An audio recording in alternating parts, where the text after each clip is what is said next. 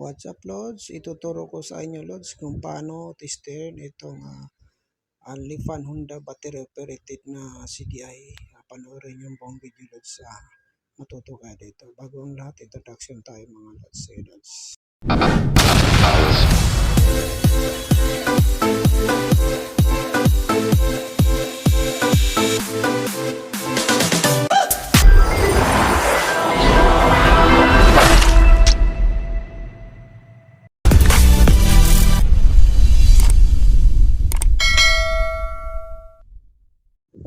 Ngayon, Lods, titestira natin to.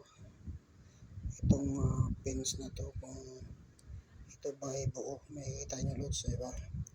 Ituturo ko sa inyo. Ito ay 4 na pin.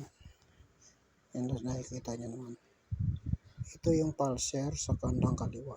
Tapos ito naman yung ground ng pulser. Ito naman yung accessories wire.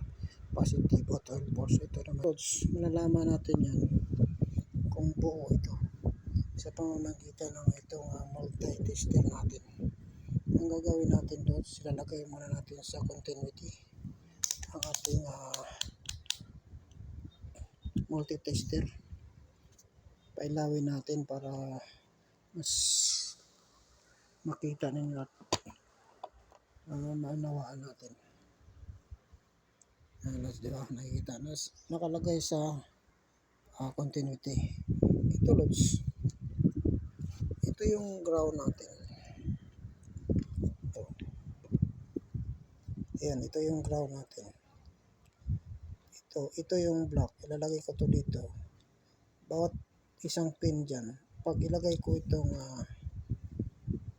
red spoke, kailangan walang tutunog o magbabuzzer katulad nito. Yan, narinig na, Lods. Once na mayroong tumunog dyan, pag ito ilagay ko dito sa bawat pins na ito, grounded itong CDI na ito, sira ito. Ngayon, Lods, titingnan natin ilagay natin itong itim. Ayan, lagay natin ito. Ayan. Ayan. Tapos ilagay natin itong ayan.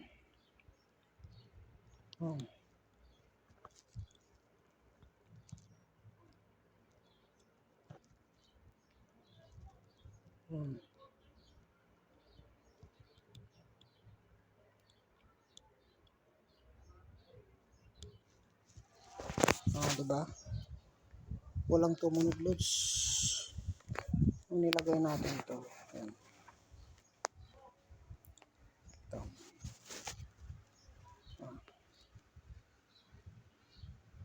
Doon sa pulser, walang tumunog. Lagay natin dito. Wala rin tumunog. Diba? Pero dito, dahil ito battery operated, pag nilagay natin to, mayroon to siyang reading. At ito ay si positive. Magti-trigger to siya. Yan, Lods. Ito. 12 volts to 14 volts. Okay, Lods.